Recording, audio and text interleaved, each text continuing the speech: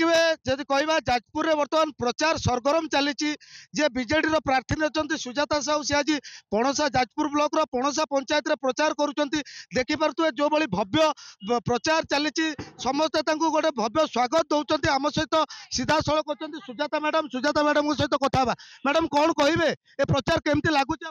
बहुत भल लगुच पंचायत जेहेतु बिजु जनता दल समर्थक माने जनसाधारण माने एठी अच्छी देखुं युवक मानकर भी उत्साहित माँ मानकर उत्साहित मुरबी मानकर आशीर्वाद निश्चित भाव में मत मिलूँ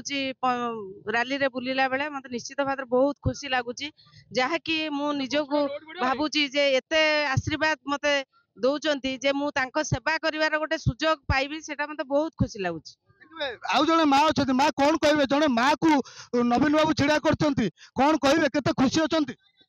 तो भोट पूरा लक्षाधिक भोट लक्षाधिक भोट दे जययुक्त करूँ एटा आप्राण चेष्टा कर निश्चित भाव से जययुक्त हे लक्ष्य स्थल पहुंचे विश्वास